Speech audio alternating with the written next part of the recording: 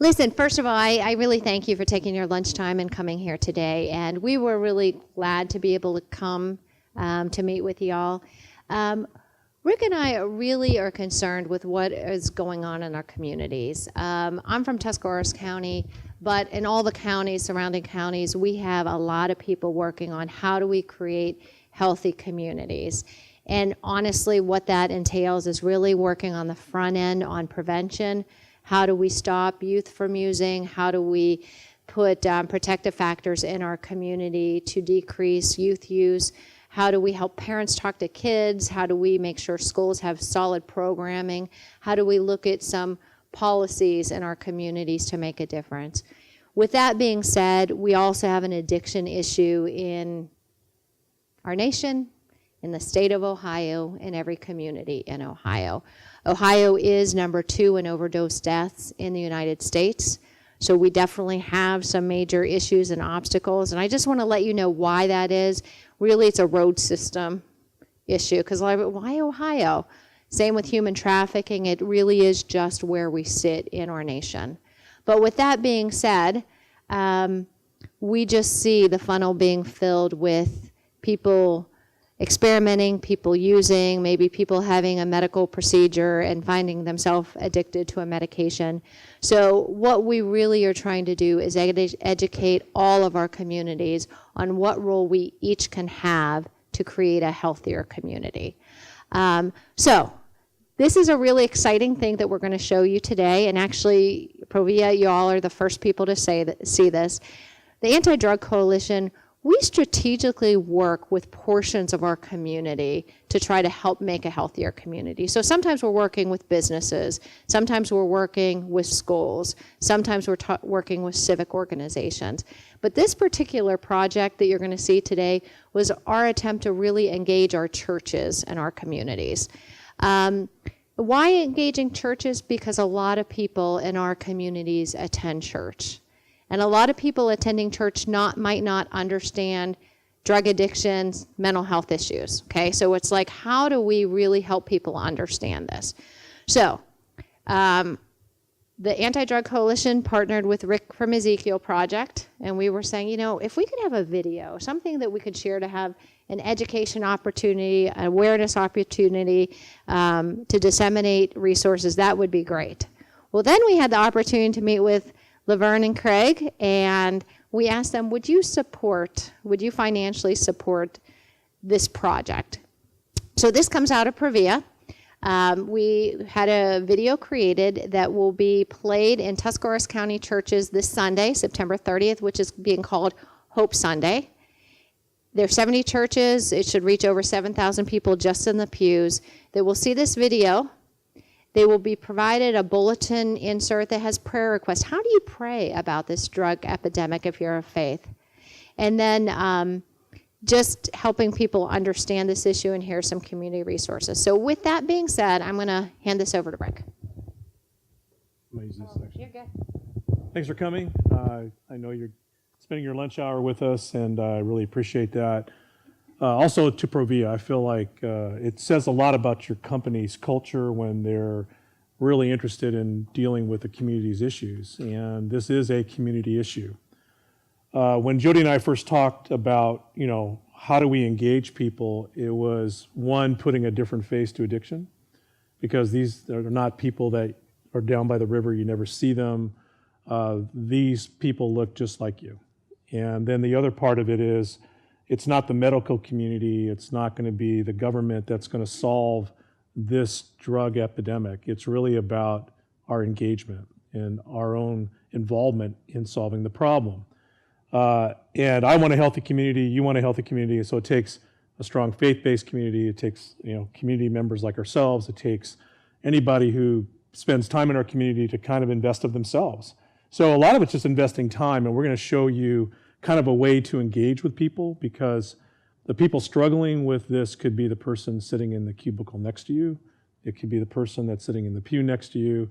It could be the family member sitting across the table from you. So I hope you enjoy the video. We had a lot of, I wouldn't say fun doing it, but in the same time, we learned so much more at the end of the project than we did at the beginning about how addiction works, but also giving you real life stories, real examples of people who have actually come out of addiction. So with that, I'll show the video.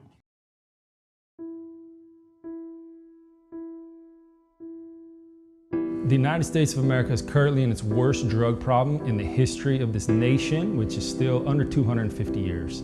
And the problem right now is so bad that last year alone, close to 70,000 people overdosed and died. That's not overdoses, that's the people that died. And Ohio, for years running now, has been at the top of that list, the top 3 of that list. They were again this year. And Ohio is currently averaging over 14 people a day dying from overdose from opioids.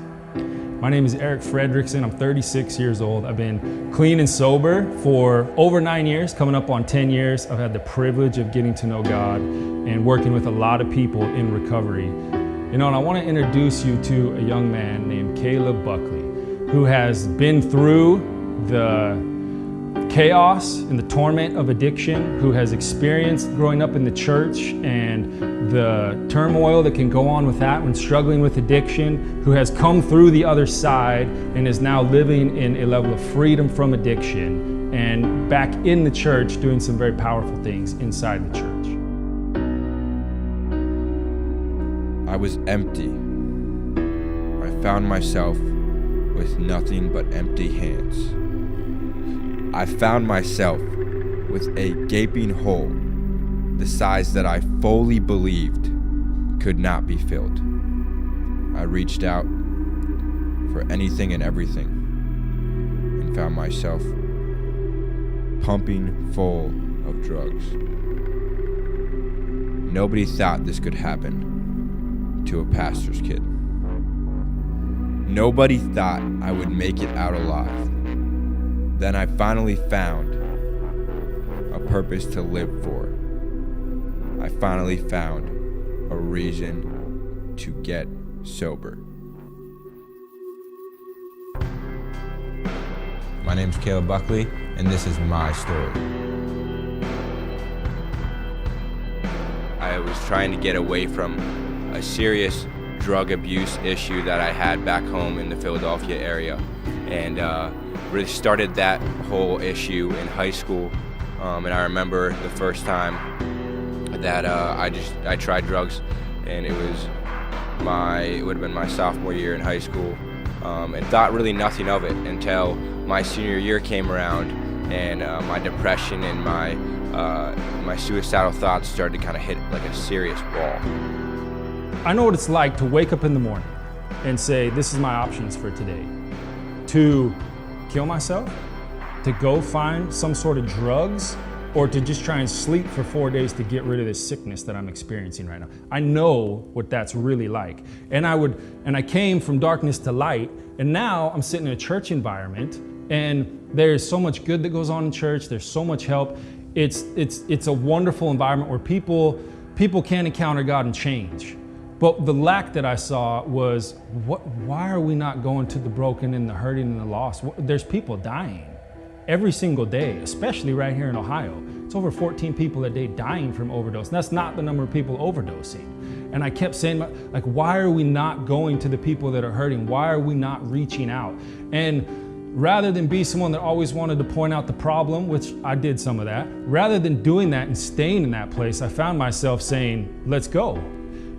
We would go into all sorts, I went into rehabs, I went into jails and into prisons, and to be able to meet people where they're at with the real reality of the gospel, and to see people come alive and establish a bridge, so to speak. Us going across it first and bringing them back into the church where they can experience the community, they can experience what it's like to be in a family. I even started going back to church at this time because I saw there was a consistency within the Bible that the Lord has called us to be a part of a church, and I wanted to do anything and everything that took, and so I spent a lot of time praying, a lot of time acting out on small disciplines such as reading the Word, and when I started making those steps towards discipline and towards faith, that was kind of when the Lord met me, and He was like, all right, you know, I love you greatly, and I am more than pleased to see that you're willing to take steps towards me. And this is your way of saying, I believe. And so this is my way of saying, yeah, I'm here. I love you. So here's a question for you. What does it look like for each one of us to assume some level of ownership and responsibility in this and just begin to love one person?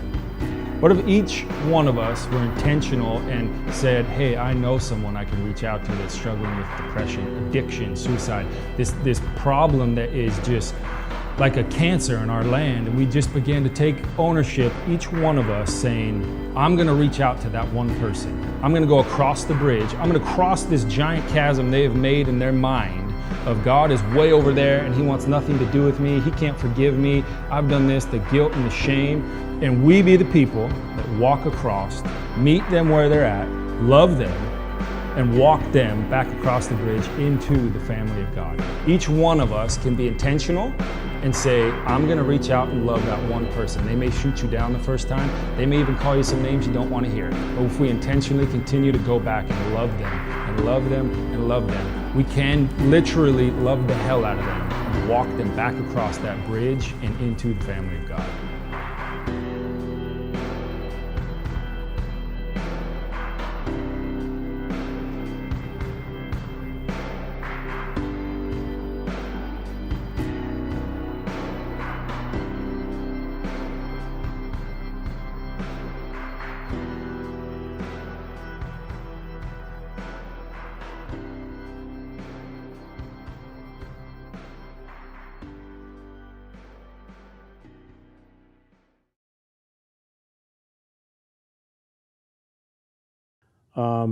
This whole thing about community for us, we're on an alley in New Philadelphia, and we see people walk the alley. We don't have to guess who's hurting. We don't have to guess who needs something, and we do that outreach towards them, and it's just amazing that the fact that we ask or just engage or smile or things that just kind of bring them back to life. And so I think one of the beauties that you have as a culture of your company is that if they share videos like this, it means that they value you and they value your ability to interact and change people's lives too, because you're working side by side with these people. So I'll just encourage you to take some of this message with you. Think about it. Think about that one person you could reach out to and just live this, because it can be very rewarding. It's a challenge sometimes because they hide. And as I said, they're across the bridge. You know where they're at. Just go look for them. And I'm sure that you can get a lot of not only personal satisfaction, but also know that just the impact of, I talk about the power of one. In math, 1 times 1 is 1, 1 times 200 is 200. One doesn't change, but when people, if you impact one person's life and they impact their family and their family's family, you don't know the exponential effect of changing that one person's life and changing the whole community around them. So anyway, Jody's gonna finish it up, but thank you for coming today, and I hope that you enjoyed the video. Did you all enjoy the video? We're personally excited to see this being shared throughout our counties. A couple challenges when you leave here.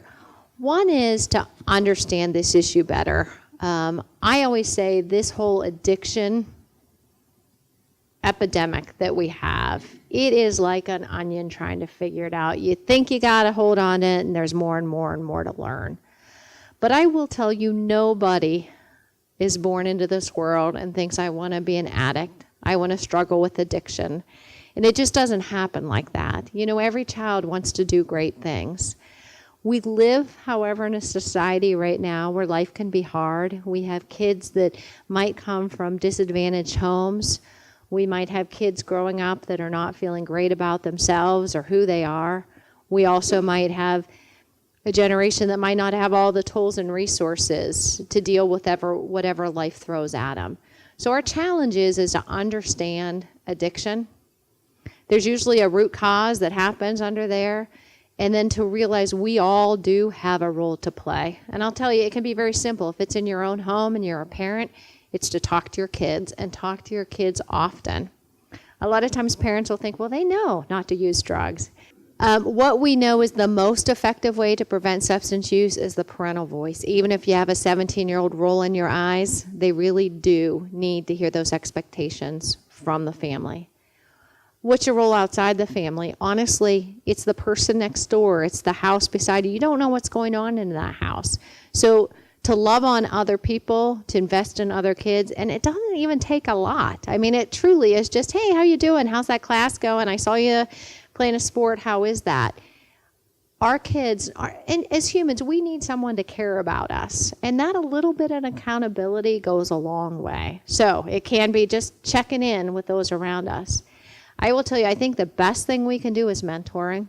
Whether it's younger, it's older, it's peers, that peer-to-peer does make a difference. So those are just very practical ways that we can be involved and we can make a difference.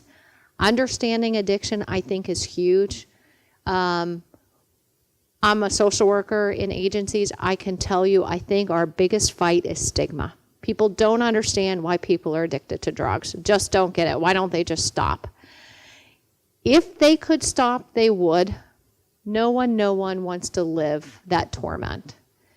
Drugs don't make them feel better once you're addicted. It just makes you feel like you can survive. Why it's important for each one of us to understand that is, as long as there's a stigma and a shame associated with addiction, we don't talk about it freely.